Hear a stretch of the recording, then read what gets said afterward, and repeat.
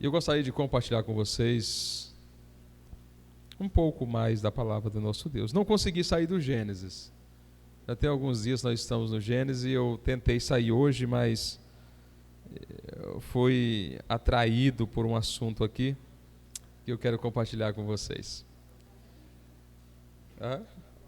Isso. Capítulo de número 4 do livro do Gênesis. Eu quero conversar um pouquinho com vocês a respeito desse assunto.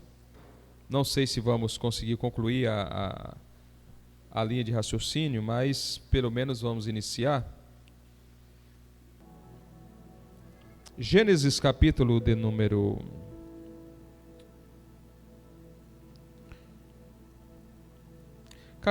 5. Vou fazer uma ordem inversa. Eu quero ser bem vagaroso aqui para que a gente consiga compreender de fato. O foco principal da nossa meditação hoje é a importância de nós testemunhar as grandezas de Deus na nossa casa, na nossa família. A importância de nós testemunhar aquilo que Deus faz, dar exemplo para os nossos filhos, porque isso em algum momento vai trazer um resultado extraordinário. O versículo 24 do capítulo 5 diz assim: E andou Enoque com Deus, e não se viu mais, porquanto Deus para si o tomou. E andou Enoque com Deus. O versículo de número 21 do mesmo capítulo diz: E viveu Enoque 65 anos e gerou a Matusalém. E andou Enoque com Deus depois que gerou Matusalém 300 anos e gerou filhos e filhas. Eu estava buscando um pouco mais a respeito desse assunto, buscando entender um pouco essa história, o porquê que Enoque andou com Deus, mesmo estando ele vivendo no meio de uma geração totalmente corrompida, uma geração que estava distante da presença de Deus. Quando a gente volta um pouquinho nos textos sagrados, a gente vai começar a entender o nível de corrupção que existia naqueles dias.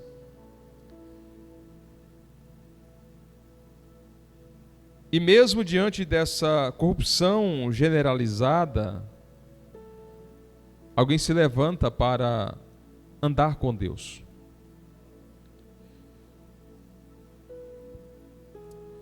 Nós vamos voltar um pouquinho no texto, no mesmo livro do Gênesis, e vamos perceber que diante da situação do ocorrido que houve com Adão e Eva, é de conhecimento de todos que Deus, antes de formar o homem, Deus organiza um espaço, uma casa, para que Adão e Eva pudessem habitar. Quando eu digo casa, estou dizendo espaço, um local. Deus fez com as suas próprias mãos, e ali Deus planta Adão e Eva. Logo, a serpente se manifesta e induz o coração de Eva, e por sua vez Eva induz o coração do esposo, O resultado é a queda. Eles caíram. O apóstolo Paulo, escrevendo aos irmãos de Éfeso, no capítulo de número 1, diz que o Senhor Deus nos fez para louvor da sua glória. Então aqui nós temos um princípio muito importante que precisamos observar. Porque quando a gente fala que ninguém nasceu por acaso, ninguém é fruto do acaso, é porque todos têm propósito. O propósito principal que nós temos não é nosso, mas é de Deus na nossa vida. Qual é o propósito? A adoração a Deus. Adoração a Deus. Quando a gente compreende essas coisas, nós passamos a entender que a vida tem um propósito. Mesmo que eu não consiga avançar em nenhuma outra área, seja profissional, empresarial, não importa. Mas se eu conseguir cumprir o propósito da adoração, eu estou cumprindo o propósito principal. Entendeu? Então, talvez eu me preocupe muito em realizações pessoais e esqueço de realizar o principal, que é a adoração. O propósito principal de Deus para nós, quando Ele forma Adão e Eva, o propósito principal é que aquele ser humano que Ele formou, colocou no Éden, ele tinha uma meta estabelecida para eles, que era a adoração. Precisava atingir a meta. Só que eles não conseguem fazer isso porque eles permitiram que a soberba, a concupiscência da carne prevalecesse, através do seu desejo de pegar no proibido. Então não conseguiram alcançar o propósito estabelecido, que era a adoração. Então, eu começo dizendo para você que às vezes você fica desanimado, às vezes pensando que eu não estou conseguindo, eu não estou avançando, eu estou tendo problemas, eu não consigo ter sucesso na área X, na área Y e tal. Procure atingir o propósito principal da sua vida, que é adorar a Deus. Mas essa adoração precisa ser uma adoração com propósito. Com propósito. Ela precisa ser assim. Observa que no capítulo de número 4, eu disse para vocês que eu quero ser bem vagaroso para não confundi-los. Estou fazendo aqui uma ordem inversa do texto. No capítulo de número 4, você vai ver o texto dizendo assim: E conheceu Adão a Eva, sua mulher, e ela concebeu e teve a Caim, e disse: Alcancei do Senhor um varão. E teve mais a seu irmão Abel. Abel foi pastor de ovelhas e Caim foi lavrador da terra. E aconteceu ao cabo de dias que Caim trouxe do fruto da terra uma oferta ao Senhor. E Abel também trouxe dos primogênitos das suas ovelhas e da sua gordura. E atentou o Senhor para Abel e para a sua oferta. Perceba um detalhe importante no texto. E atentou o Senhor para Abel e para a sua oferta.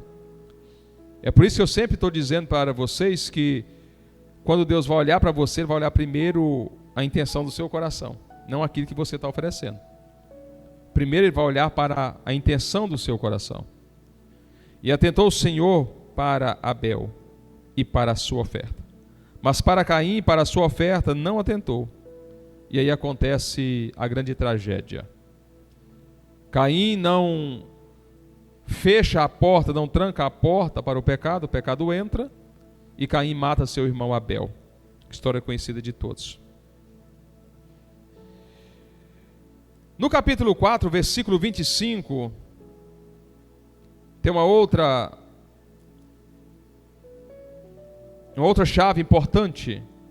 Vai acompanhando a sua Bíblia, para depois você fazer a sua equação teológica. Depois que Abel morre, e tornou Adão a conhecer a sua mulher, e ela teve um filho, e chamou o seu nome Sete. Agora presta atenção na fala da esposa de Adão. Porque disse ela: Deus me deu outra semente em lugar de Abel, porquanto Caim o matou. E a Sete mesmo também nasceu um filho, e chamou o seu nome Enos. Então se começou a invocar o nome do Senhor.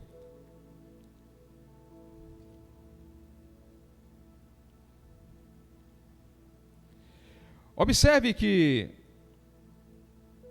o capítulo 5, você vai descobrir um detalhe importante. Este é o livro das gerações de Adão. No dia em que Deus criou o homem à sua semelhança, a semelhança de Deus o fez, macho e fêmea os criou e os abençoou e chamou seu nome Adão no dia em que foram criados. Agora, e Adão viveu 130 anos e gerou um filho à sua semelhança, conforme a sua imagem, e chamou o seu nome Sete. Perceba que do dia da morte ou do episódio da revolta de Caim para o nascimento de Sete, foram 130 anos. Estou contando de uma forma bem genérica. Abel foi levar sacrifício ao Senhor. Deus se atentou para o seu sacrifício e não atentou para o sacrifício de Caim. Caim mata Abel. 130 anos depois, aproximadamente, Adão conhece a Eva e Eva dá à luz a um filho e colocou o nome desse filho de Sete. Agora veja bem. E foram os dias de Adão depois que gerou a Sete 800 anos e gerou filhos e filhas. E foram todos os dias de Adão, e foram todos os dias que Adão viveu, 930 anos. É uma boa idade, né, irmãos? E morreu. E viveu Sete 105 anos, e gerou a Enos. Então vamos lá. 130 anos, mais 105 anos, dá quanto? 235 anos. Agora você, olha para a sua Bíblia. Eu estou tentando agora ser um pouco mais complexo no ensino para tentar instigar você. Agora, volta para o versículo 25 e 26, vamos ler de novo. E tornou Adão a conhecer a sua mulher, e ela teve um filho, e chamou o seu nome Sete. Porque disse ela: Deus me deu outra semente em lugar de Abel, porque Caim o matou. Aí, verso 26. E a Sete mesmo também nasceu um filho, e chamou o seu nome Enos. Então se começou a invocar o nome do Senhor. 235 anos depois que eles começaram a invocar o nome do Senhor. Porque no dia em que Caim matou Abel, cessou a adoração. 130 anos depois, Adão conhece a Eva, nasce Sete. 105 anos depois, Sete conhece a sua esposa e nasce a Enos. Depois que Enos nasceu, eles começaram a invocar o nome do Senhor. 235 anos sem adorar a Deus. Tudo isso foi impedido por uma situação, um homicídio, um pecado. Travou o processo de adoração a Deus. Vamos lá. Eu quero falar de Enoque. Na sequência do texto, você vê que depois que Enos adora, que começa o processo de adoração, você vê que se perde novamente. Vamos lá, olha para a sua Bíblia. E viveu Sete, depois que gerou a Enos, 807 anos, e gerou filhos e filhas. Verso 8. E foram todos os dias de Sete 912 anos, e morreu. E viveu Enos 900 anos, e gerou a Cainã. Não se fala em adoração. E viveu Enos, depois que gerou a Cainã, 815 anos, e gerou filhos e filhas. E foram todos os dias de Enos 905 anos, e morreu. E viveu Cainã 70 anos, e gerou a Malalel.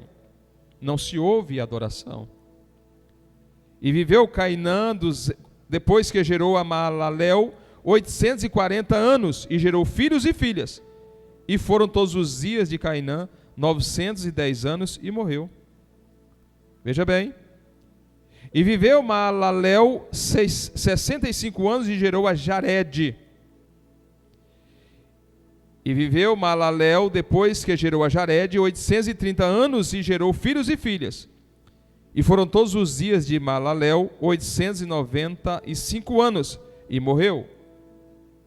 Agora veja bem, verso 18. E viveu Jared 162 anos, e gerou a Enoque. E viveu Jared, depois que gerou a Enoque, 800 anos, e gerou filhos e filhas. E foram todos os dias de Jared 962 anos, e morreu. E viveu Enoque 65 anos, e gerou a Matusalém. Perceba que lá atrás, quando Sete gera Enos, se invoca o nome do Senhor. Agora aqui você percebe que depois que Enoque nasce, que ele gera Matusalém, volta-se o processo da adoração. Foram dois episódios que aconteceram na história para que houvesse o retorno da adoração.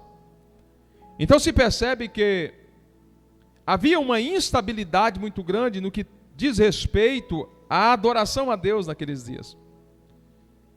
Por uma razão que aconteceu no capítulo de número 6, lembrando que a Bíblia não está em ordem cronológica. Porque se fosse para colocar a Bíblia em ordem cronológica, o primeiro texto que se deveria estar na Bíblia era João capítulo 1, versículo de número 1. Não Gênesis capítulo 1, verso 1. Eu tenho duas Bíblias que os escritores tentaram colocar os textos em ordem cronológica. A coisa mais difícil que tem para você entender é a Bíblia cronológica. É muito complicado, porque nós acostumamos com esse modelo aqui. Então, aconteceu um episódio, e por causa desse episódio, afastou-se a adoração. Eles não adoravam a Deus. Gênesis capítulo 6, versículo de número 3.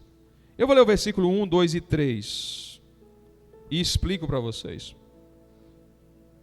E aconteceu que, como os homens começaram a multiplicar-se sobre a face da terra, lhes nasceram filhos e filhas.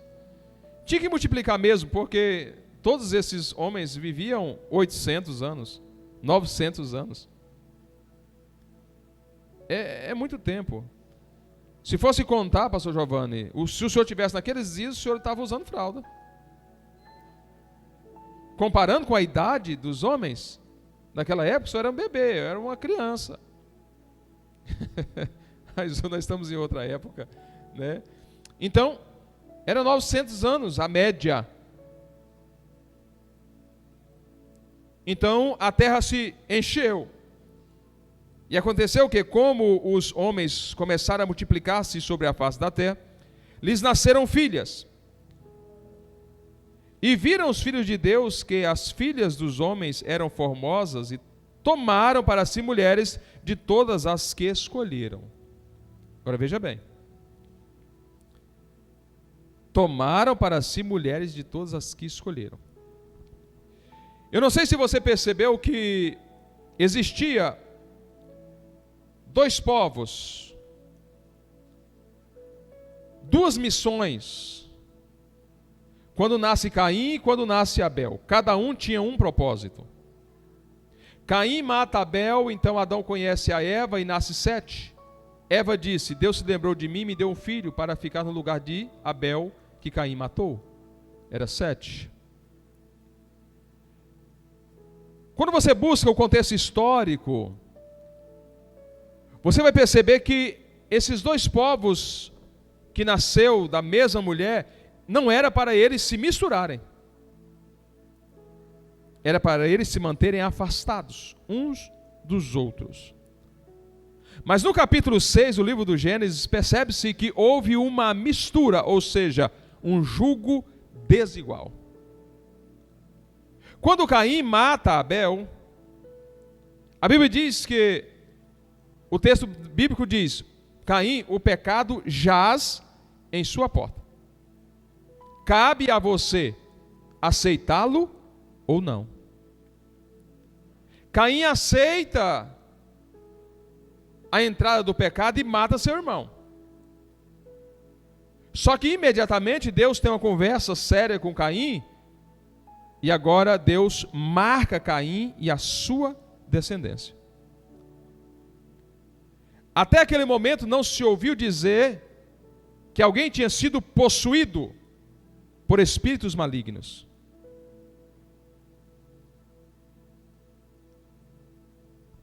Caim foge para o Oriente. Alguns teólogos chegam a dizer que a ideia que Caim teve de voltar para o Oriente era exatamente a ideia de tentar voltar para o Éden. Mas não conseguiu, porque foi ocultado. Mas isso pouco importa para nós. O que importa é que ele saiu e foi para o Oriente. No Oriente ele se estabelece. Você não vê a Bíblia trazendo de forma organizada a genealogia de Caim. Pode observar.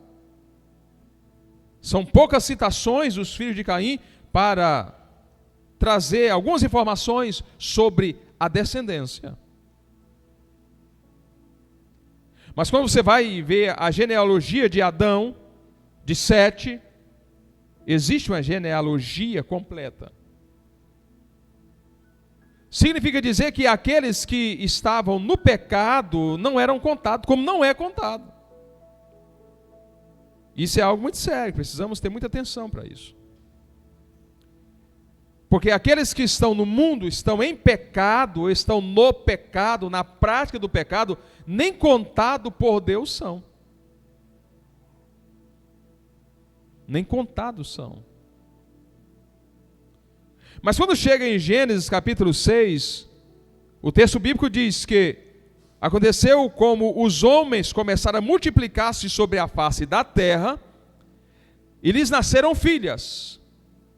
E viram os filhos de Deus que as filhas dos homens eram formosas, e tomaram para si mulheres de todas as que escolheram. Então agora houve uma mistura. E essa mistura foi perigosa e catastrófica. Porque a partir desse momento, aí, presta atenção aqui, você que gosta de ler a Bíblia, você vai entender algo muito importante aqui. No versículo de número 4, o texto diz: e havia naqueles dias gigantes na terra. Havia naqueles dias gigantes na terra, que foram os primeiros que se dão o nome de Nefilins. Depois você pesquisa e vai buscar isso aí. Esses gigantes que a Bíblia está dizendo aqui, Mateus, não é estatura, mas é em força. Eram homens perigosos, homens que tinham uma força descomunal, mas não era força humana, porque houve uma mistura entre os filhos de Deus e os filhos dos homens. Alguns que querem deturpar o texto sagrado chega a dizer que isso aconteceu depois que os anjos desceram e tiveram relação sexual com as mulheres. Esqueça isso. Isso é ideologia maligna, é uma teologia maligna, melhor dizendo. O que aconteceu foi o ajuntamento de dois povos que não eram para se ajuntar. Houve o jugo desigual. E quando isso aconteceu, quebrou-se uma proteção que foi colocada por Deus. E aí houve agora a legalidade da atuação de espíritos malignos. É por isso que você vai para o texto que você me mostrou quando eu cheguei aqui. Marcos capítulo 5, por exemplo. Quando Jesus está na região da Galileia, que ele ouve os gritos de alguém na região de Gadara, que era do outro lado do lago da Galileia.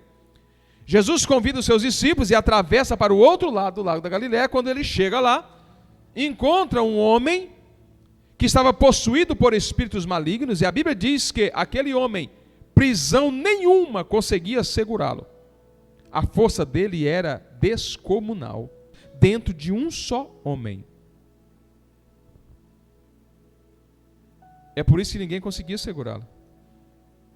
A força era terrível, descomunal, ninguém conseguia dominar. Então aqui existia uma corrupção generalizada, além do pecado de Caim, além do pecado de Adão, agora há uma porta de ilegalidade para a atuação maligna nas pessoas, que nós conhecemos hoje como possessão. Possessão. Esses gigantes que a Bíblia relata, não é esse gigante aqui, não era de estatura, mas de força, de robustez, porque quebrou-se uma aliança que foi estabelecida pelo próprio Deus, quando ele marca Caim. Porque Caim, ele representa o reino terreno. Caim representa o reino terreno. O que é o reino terreno? Vou dar um exemplo simples para você. A agropecuária, por exemplo. A construção civil, por exemplo. Isso é reino terreno. Sete, ele tinha uma unção diferente. Ele já representa o sacerdócio. Sete já voltou para a adoração. Tanto é que você não vê nenhum adorador saindo das entranhas de Caim. Mas se você vê o adorador saindo das entranhas de Sete, o primeiro filho de Sete, ele já se volta para Deus para a adoração. É certo que passou-se alguns períodos da história sem levantar a bandeira, sem fazer sacrifício, sem invocar o nome do Senhor. Mas assim como aconteceu o episódio na vida de Sete, quando teve Enos, que ele invocou ao Senhor, aconteceu também aqui na vida de Enoque. E viveu Enoque 65 anos e gerou a Matusalém, e andou Enoque com Deus depois que gerou Matusalém 300 anos. Enoque resolveu andar com Deus. A nação era corrompida. Todos estavam desviados. A atuação maligna era terrível, porque houve uma mistura. É por isso, irmãos, que nós precisamos ter cuidado. Tem poucos jovens aqui na igreja hoje. É por isso que precisamos ter cuidado. Quando nós falamos sobre o jugo desigual, por mais que o apóstolo Paulo diz que a mulher santa santifica o homem, mas há um jugo desigual. Quando a menina que é crente, diz, não, eu vou casar com um camarada que não é crente, mas quando eu casar eu vou converter ele. Não vai acontecer. Mas ali vai acontecer um jugo desigual. Ali abre uma porta ilegal para a atuação. Abre uma porta de ilegalidade. Os filhos de Sete deveriam ter continuado do seu lado. Os filhos de Caim deveriam ter continuado também do seu lado. Não poderia haver mistura. Vocês lembram quando Abraão foi chamado por Deus, e Deus agora separa o povo e diz, olha, vocês não se misturem.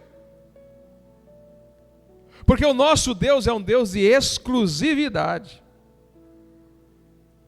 O nosso Deus não aceita mistura. Ou você é dele ou você não é dele. Ou você serve a ele ou você serve ao mundo. Deus, ele não tem meio termo. Deus é um Deus de padrão. Não existe meio termo com Deus. Ou você é dele ou você não é. Ou você adora ou você não adora. Ou você é santo ou você é profano. Não existe meio termo. Houve essa mistura. Quebrou-se uma proteção que Deus havia estabelecido, mas agora, depois de muitos anos, um homem decide andar com Deus. Agora, observe o que acontece com esse aqui. E foram todos os dias de Enoque 365 anos. E andou Enoque com Deus e não se viu mais, porquanto Deus para si o tomou. Deus para si o tomou. Mas isso é questão de decisão. Porque quem decide andar com Deus, quem decide andar com Deus, quem decide andar com Deus não pode definir o destino. Eu vou dizer de novo. Quem decide andar com Deus não tem autonomia para decidir o destino.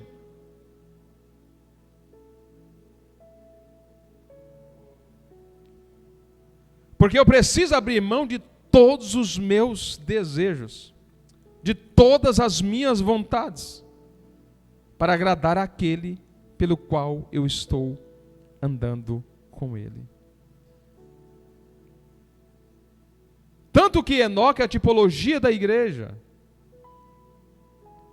E como ele decide andar com Deus, ele abriu mão de tudo e não se viu mais Enoque, porque Deus para si o tomou. Só que a história continua e você percebe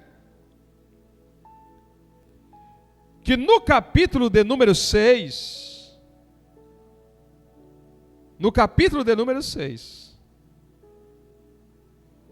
tem aqui uma pessoa que resolveu fazer a diferença nos seus dias também. O nome dele é Noé. Observa. Verso 9. Essas são as gerações de Noé. Noé era varão justo e reto em suas gerações.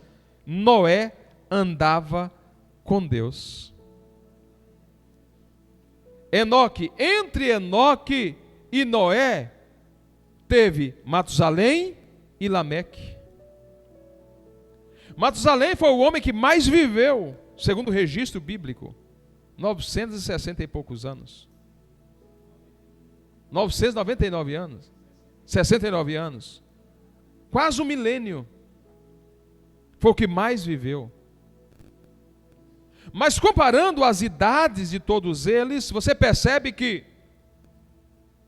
Enoque, Matusalém, por exemplo, que é avô de Noé, com certeza contou a história do seu bisavô, Enoque. Como ele andou com Deus. Por que, pastor, o senhor está passando isso para nós? Porque falar sobre genealogia é chato, é enjoado, não é uma mensagem que eleva o emocional, não. Eu estou tentando mostrar para você, Jackson, e para todos nós, a importância de nós ensinar os nossos filhos. A importância de nós transmitir o Evangelho à nossa família. Perceba que os dias de Enoque eram dias maus. Os dias de Noé eram dias terrivelmente maus. Tanto que Deus decidiu acabar com a raça. Porque o pecado era tão grande, a corrupção era tão grande, que Deus resolveu acabar com aquela turma que não prestou. Essa geração não prestou, porque permitiu o pecado enraizar. O problema que nós precisamos observar é exatamente a questão da continuidade do pecado nas famílias. A continuidade do pecado nas nossas famílias. Isso é muito sério, precisamos em algum momento da caminhada botar um TAP, botar alguma coisa para parar aquela sangria. Em algum momento da caminhada, vou dar um exemplo para vocês. Uma família que os maridos e as mulheres nunca conseguem ser fiéis. Não conseguem finalizar a vida juntos. Aí você vê lá o tataravô, o bisavô, e aí vem para o pai, vem para o filho, e vai passar. Alguém precisa levantar e colocar um ponto final. Alguém precisa levantar e colocar um ponto final naquela sequência maldita de pecados que é reproduzido por gerações. Se você olhar para a genealogia, você vai perceber isto. Quando Sete teve Enos invocou o nome do Senhor, só que logo na sequência voltou o pecado. E aí quando você vê a geração de Cainã, a geração de Malaléu, a geração de Jared, você não vê a adoração. Aí precisa acontecer um episódio na vida de Enoque, quando ele tem Matusalém. Quando Enoque tem Matusalém, Enoque decide andar com Deus. Só que logo na sequência para novamente, mas você vai ver novamente essa semente brotando lá em Noé. O que eu estou tentando dizer com isso para você? Para nós que estamos aqui. Nós temos uma missão. Não importa o que esteja acontecendo no mundo atual. Não importa o tamanho da crise que esteja acontecendo. Não importa. O que importa é que nós precisamos de executar a nossa missão e plantar Jesus no coração da nossa casa, da nossa família. Em algum momento da história, vai acontecer um avivamento na nossa família. Porque alguém vai se despertar. Porque a semente foi plantada. E ela precisa ser plantada. Porque é responsabilidade minha e sua, nossa responsabilidade, plantar essa semente no coração dos nossos filhos, da nossa família, da nossa casa. Alguém precisa parar a sangria. Porque a repetição de pecados, isso acaba sendo natural. Nas famílias. Existe aí, que vocês conhecem, a síndrome de Gabriele. Qual é a síndrome de Gabriele? Quem sabe? Eu nasci assim. Eu cresci assim. E vou morrer assim. É a síndrome de Gabriele. Pegou esse ditado aqui no Brasil. Por que isso? Aí você vê isso nas famílias mais tradicionais. A pessoa diz, eu nasci católico, vou morrer católico. Meu pai bebia, eu bebo.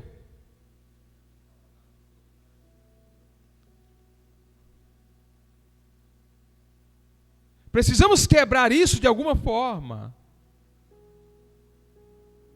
Para que a gente consiga fazer com que a adoração a Deus de fato aconteça.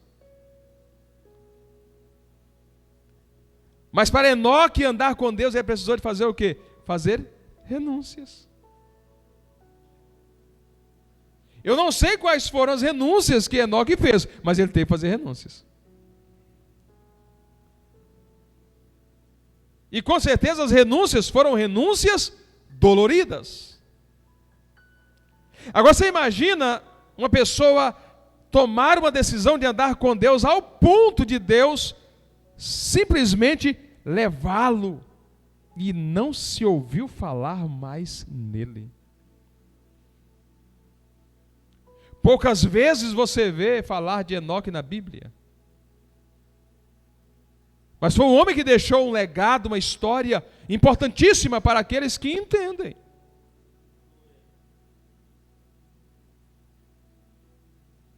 Agora a pergunta é: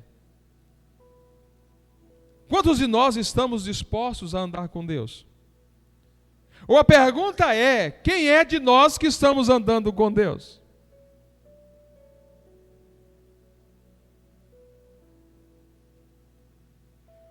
Eu disse agora há pouco que quem anda com Deus não pode escolher o destino.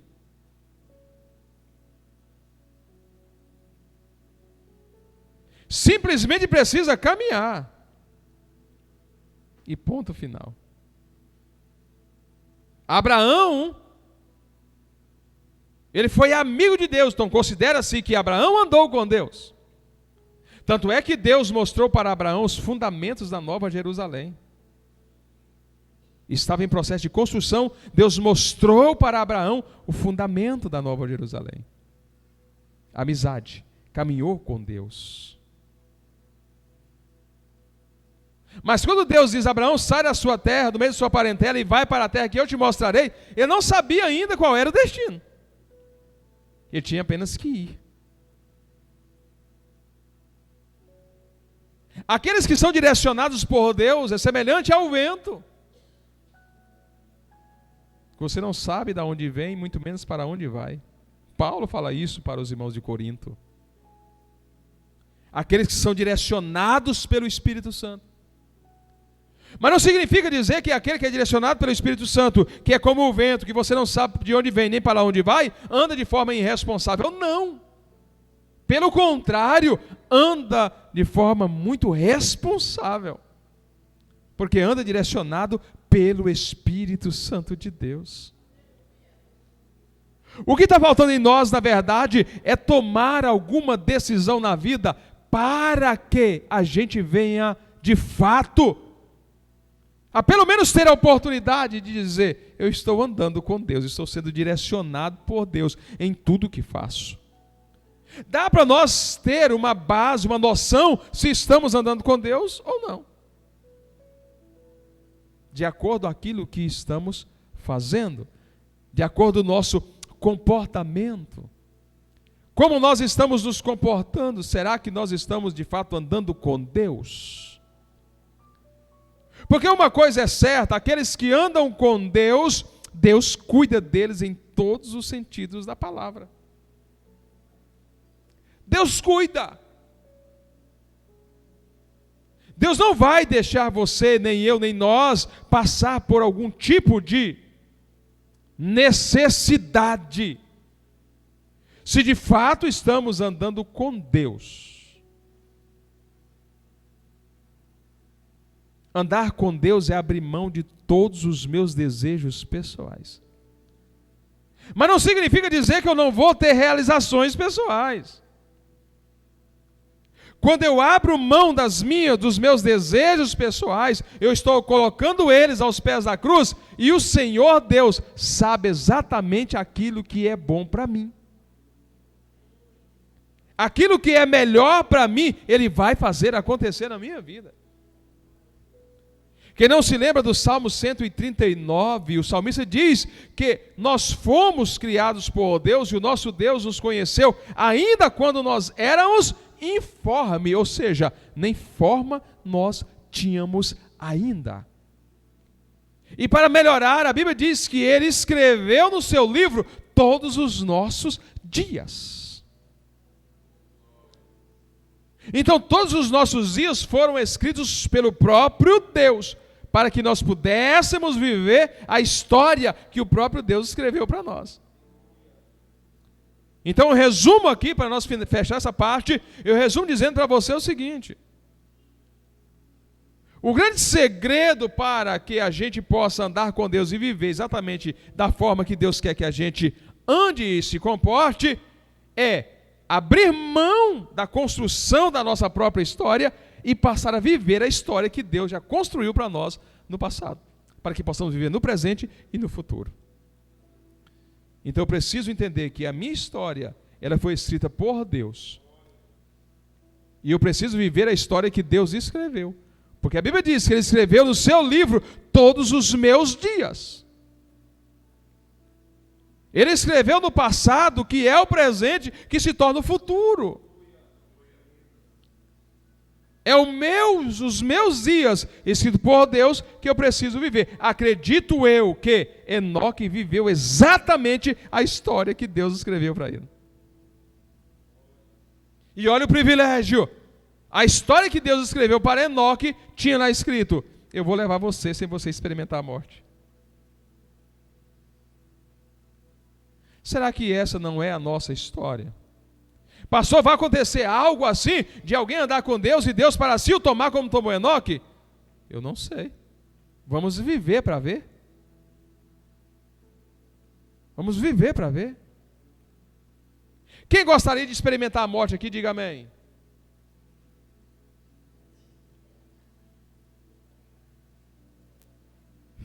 Mano, ninguém quer. Mas quem gostaria de ir para o céu sem experimentar a morte, diga amém. Ih, quer não, porque esse amém ainda quer não. Claro que nós não queremos experimentar a morte. A gente tem muito medo da morte, sim ou não? Quem tem medo da morte aqui? Por que você tem medo da morte? A morte dói?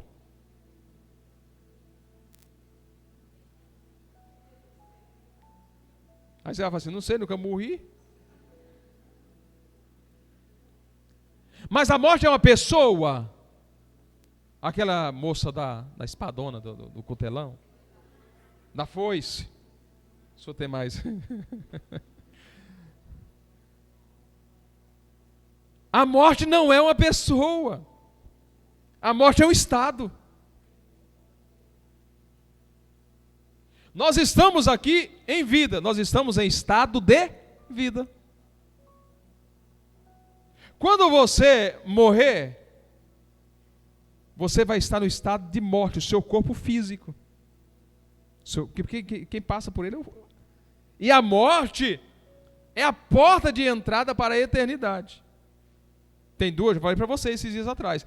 Tem duas portas de entrada para a eternidade: o arrebatamento em vida e a morte. Querendo ou não, você vai experimentar uma das duas. Eu estou trabalhando e crendo que vou experimentar o arrebatamento da igreja. Só que quando a gente olha, quem já leu aquele livro, Heróis da Fé? Você não terminou de ler o seu, não. Quando você lê o livro Heróis da Fé, você vai perceber que lá tem um personagem, eu não me recordo o nome dele aqui agora, que ele tinha tanta intimidade com Deus, estava tão próximo de Deus, que a família ficou em volta. E ele foi apagando e foi embora. Tranquilamente e serenamente. Simplesmente passou para o estado da morte. Simplesmente isso. O que está faltando em mim e você é intimidade com Deus. O que está faltando em nós é tomar a decisão de caminhar com Deus, lutar para estar mais perto de Deus. Quando nós estamos mais próximos de Deus, nós não tememos absolutamente nada, inclusive a morte, nós não tememos ela. Não tememos.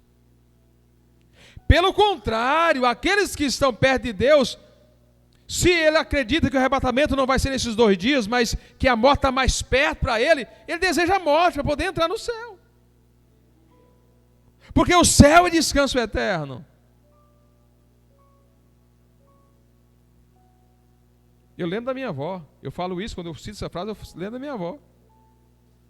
Um dia ela estava na minha casa aqui, e eu conversando com ela, disse: meu filho, eu estou com tanta vontade que chega logo o meu dia. Eu estou com tanta vontade que chegue logo o meu dia para eu ir embora dessa terra. 87 anos de idade. Algumas anomalias no corpo.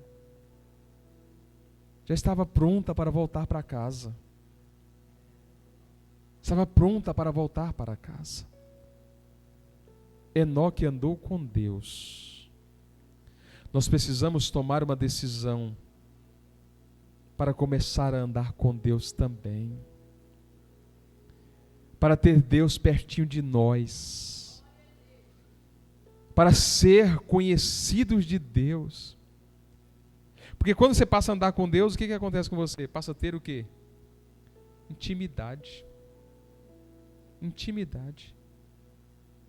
Nem sempre aqueles que estão dizendo, que estão adorando, que estão na igreja, andam com Deus. Exemplo claro disso foram os discípulos. Lembra dos discípulos, quando Jesus morreu, que ressuscitou? Tinha 2 deles que estavam voltando para Emaús. A palavra Emaús significa águas quentes, águas termais. Estava voltando para casa, desiludido da vida. Jesus ressuscita e começa a andar perto deles, conversar com eles. Eles eram crente, era discípulo, andou com Jesus 3 anos e meio. Jesus ressuscita, fica do lado deles e começa a conversar com eles. E eles não perceberam que era Jesus.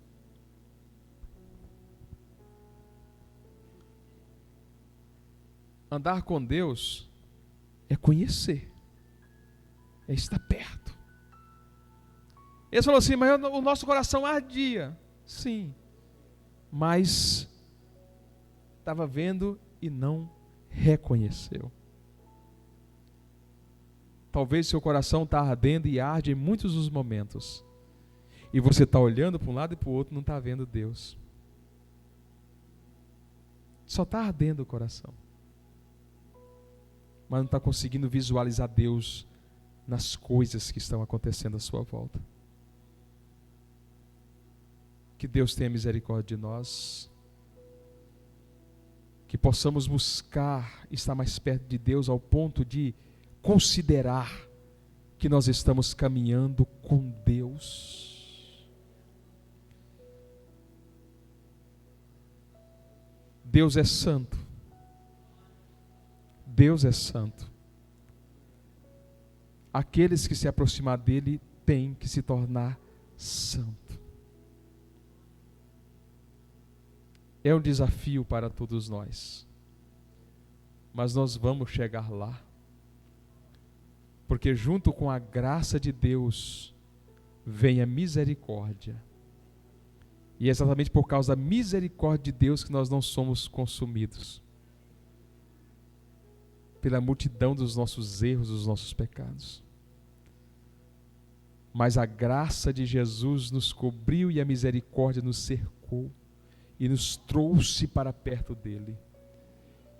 E nós hoje temos a oportunidade de começar a dar os passos mais firmes em direção a esse caminhar com Deus. Eu vou parar por aqui porque já são 9 horas. E nós estamos aqui, Senhor, para prestar esse culto a Ti, entender um pouco mais a Tua palavra, praticar um pouco mais. Mas hoje, Pai,